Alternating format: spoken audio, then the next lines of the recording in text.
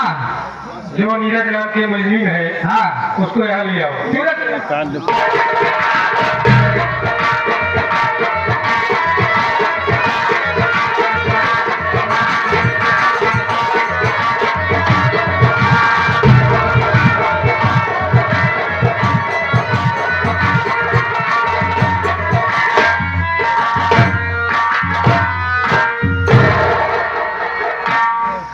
क्यों नीरज, तुम्हारी फांसी के समय ठीक हो गया है। तुम्हारी फांसी 6 बजे होने वाली है। कुछ खाना चाहते हो तो खा सकते हो, या किसी से मिलना चाहते हो तो मिल सकते हो। कौन है साहब इस दुनिया में जिससे मैं मिलना चाहूंगा? अब तो हमारी फांसी हो जाएगी, इस दुनिया को छोड़कर चला जाऊंगा साहब। हाँ, दिल में एक तमन्ना थी किसी से मिलने की। अगर आप हमें मिलवा सकते हैं तो मैं आपको जरूर बताऊंगा साहब। बोलो। सुनिए हमारी बात साहब।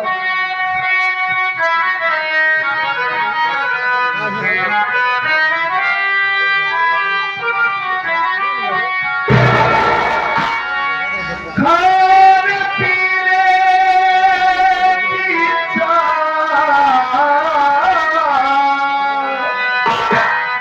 नहीं कुछ मेरी,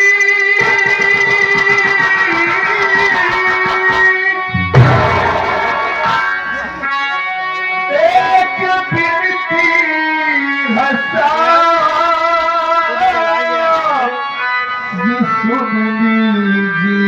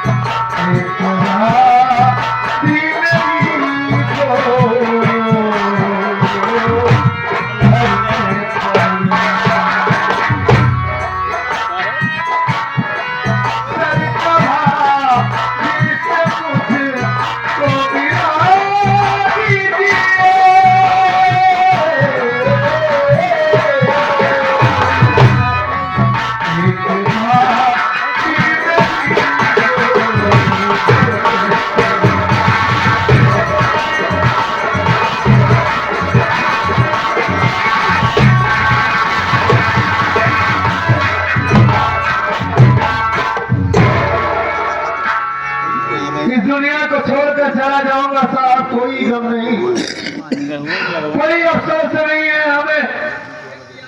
लेकिन बस चिंता इस बात की है कि हमारी भाभी जिनका नाम सरिता देवी है वो इस वक्त हमारे घर में ही होगी साहब। अगर हो सके फ्रेम बनाए पहले तो आप हमारी सरिता भाभी से यही आखिरी ख्वाहिश है मेरी। अब नहीं कुछ खाने की इच्छा है, नहीं कुछ पीने की इच्छा है साहब। क्या कह रहे हो, अपने सरिता भाभी से मिलना है? हाँ साहब, लेकिन क्या ऐसा हो सकता है कि ये कानून वाले वादा तो कहते हैं, अदालत में ये पूछा जाता है फांसी के समय की किसी से मिलना चाहते हो, किसी से बात करना चाहते हो या कुछ खाना चाहते हो, ये वादा तो करते हैं, लेकिन आप जैसे कानून अपने अपना वादा नहीं पूरा करते साहब। टाइम हो गया है और कहाँ से इनकी भाभी हम लोग ला कर दे सकते हैं। टाइम हो गया, टाइम ज्यादा मत करें। चौकीदार मुनादी करवा दो, साइकिल जहाँ कहीं भी हो आग मिल सकती है। अरे साहब क्यों टाइम बर्बाद कर रहे हैं? हाँ समझ में जानता हूँ कि ये कानून मालूम सबूत और गवाह के बिना पर चलता है। जब तक उसके हाथों में कोई ठोस सबूत नहीं होता, कोई ठोस गवाह नहीं होता, उसके बगैर यह कानून अंधा, लूला और लंगड़ा बहरा होता है। साहब मेरे पास कोई सबूत नहीं है, झूठे वादे क्यों कर रहे हैं साहब? मैं इस दुनिया में जिंदा नहीं रहना चाहता। मैं जानता हूँ कि आप लोग हमारी भाभी को कहीं नहीं ढूंढ पाएंगे, हमारी भाभी से हमें मिलवा पाएंगे। लग जावे जितनी जल्दी हो सके साहब आप लोग हमारी फांसी दे दीजिए। इसकी हथकड़ी खोल दो और इसके फांसी के कत्ल करा दो। जा भाई तो जपला तो उठ लेता हूँ।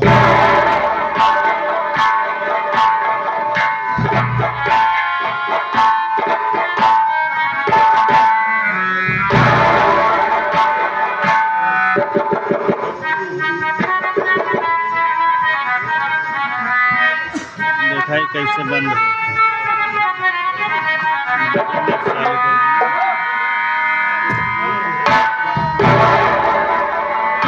नहीं देखा बंद हो गया इसमें। बताओ ना आखिर बोल रहे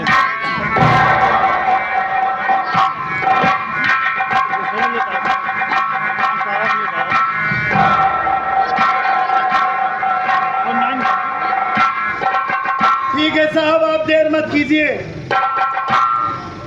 फांसी दे दीजिए हमारी साहब। नहीं चौकीदार मैं नंबर गिन रहा हूँ और 3 गिनते ही फांसी चढ़ा देगा।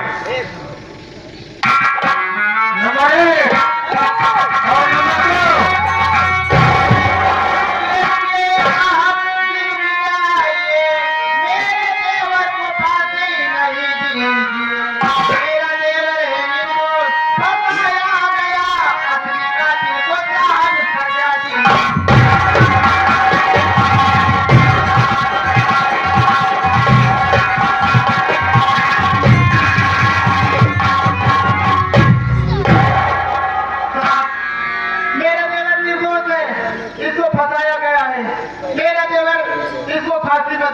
मदद दे चलिए।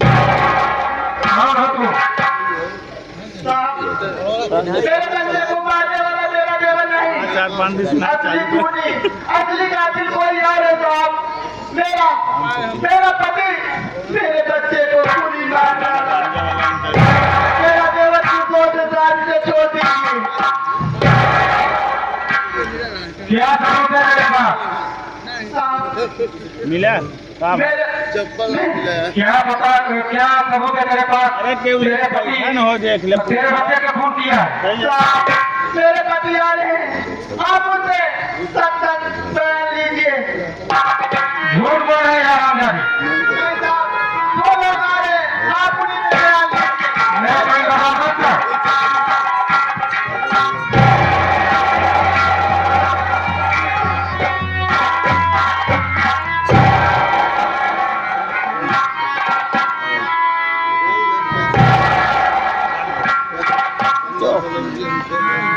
जैकेट पर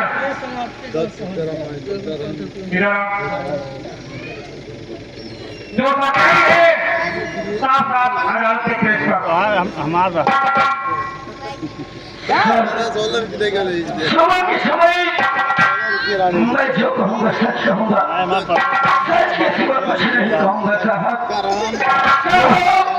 आज जिस बच्चे के खून के इल्जाम पे मेरे भाई नीरज की फांसी हो रही है, और निर्दोष है साहब। दोषी तो है पापी आपके सामने खड़ा है साहब। मैं ऐसी अपने हाथों से अपने मासूम बच्चे की जान ले लिया था। जो फांसी का पंजा इस निर्दोष के गले में लगा है साहब, ये फांसी का पंजा इस पापी के गले में लगा दो साहब। क्या कहा तो तेरा भाई निर्दोष है, फांसी का आदमी तू है। साहब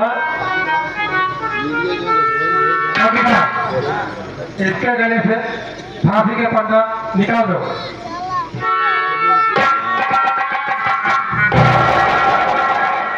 सच्चा आदमी हमारे देश में कभी नहीं मारा जाएगा। कहते हैं कानून अंधा है, अंधा नहीं है। सच्चा आदमी बच गए।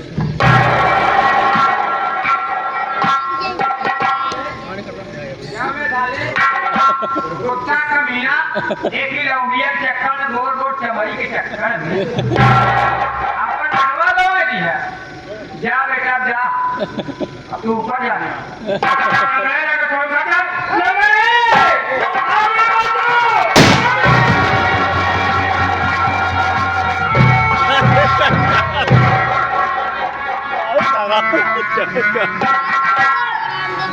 मैं जानता था तुम लोग ये दोस्त थे, लेकिन फिर फोन करके आप कानून का हाथ में ले लिया।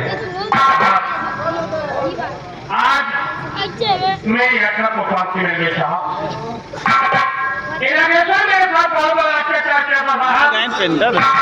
एक गुलाम के हत्या करके एक गुलाम ये जेल में भिजवा दिया।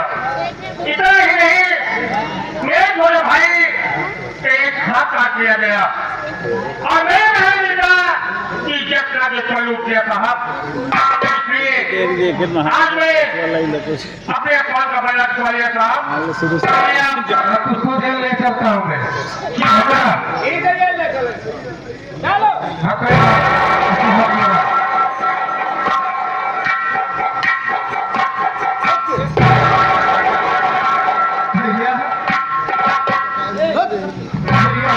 छोड़ के जा रहे हैं भैया, हम लोग कितने सारे रहेंगे भैया, हम लोग कैसे रहेंगे भैया। जैसे ही खरे मालिक ने कहा मैं तेरे पास बहुत ज्यादा बोला, मैंने तुम्हारा पहले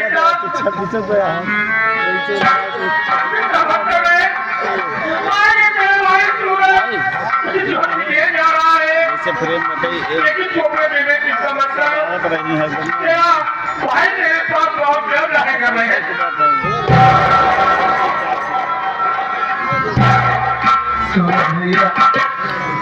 हाँ भैया, आज आपकी वजह से हमारी जान बची है, नहीं तो अगर थोड़ी सी देर हो जाती है आपको हमारे भाई को लाने में तो हमारी तो फांसी हो जाती भैया। हमारा सगा भाई तो इस दुनिया को छोड़कर चला गया, लेकिन मैं आपको सभी से बढ़कर प्यार किया है भैया। मैंने जितनी इज्जत मैंने नागेश्वर भैया को दिया उससे कम इज्जत आपकी मैं नहीं किया। भाई आप जेल जा रहे हैं भैया, लेकिन मैं आपसे वादा करता हूँ कि अभी ये नीरज इस दुनिया में जिंदा है और ये सागर जैसे आपका भाई है,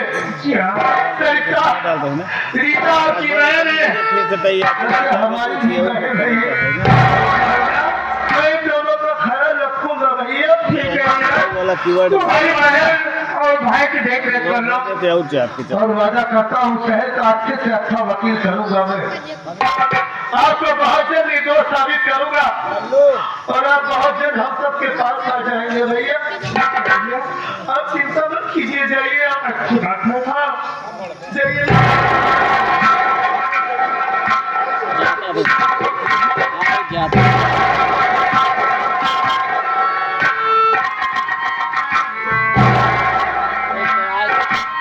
सागर मेरे भाई तेरा हाथ नहीं है ना, ये तेरा भाई नीरज अभी इस दुनिया में जिंदा है। तो मुझे अपना सूरज भैया ही समझना, वादा करता हूँ तेरी आंखों में कभी आंसू नहीं आने दूंगा मैं। तुम दोनों को सूरज भैया ही जैसा प्यार दूंगा मैं। और बहुत जल्द एक दो पेटी सूरज भैया को छोड़ा कर अपने हाँ ना पूरा इतनी साइन बेचे तो वही ले देखिए 10-20 रुपये महंगा है। मैं आपसे उस दिन कह रहा था ना कि हमारी बात का विश्वास करो। मैं निर्दोष हूँ, मैंने अपने भतीजे की जान नहीं लिया है। हमारा भाई इतना कमीना हो सकता है राजी, इतना गद्दार हो सकता है कि वो हरामखोर अपने ही बेटे को जान से मार डाला। अगर हथियार उस वक्त हमारे हाथों में होते तो सूरज भैया से पहले मैं उसे जान से मार देता। भाभी, मैं आपके बच्चे को वापस तो नहीं ला सकता, लेकिन हम आपके बच्चे हैं। भाभी, आप जब से हमारे घर में आई, 3 जने मजा खिलाड़ी रहे हम लोगों ने आपके अपने पक्का का रूप देखा है। देखिए, अगर जाने अनजाने में आपकी जेवर से कोई गलती है तो नहीं हो भाभी।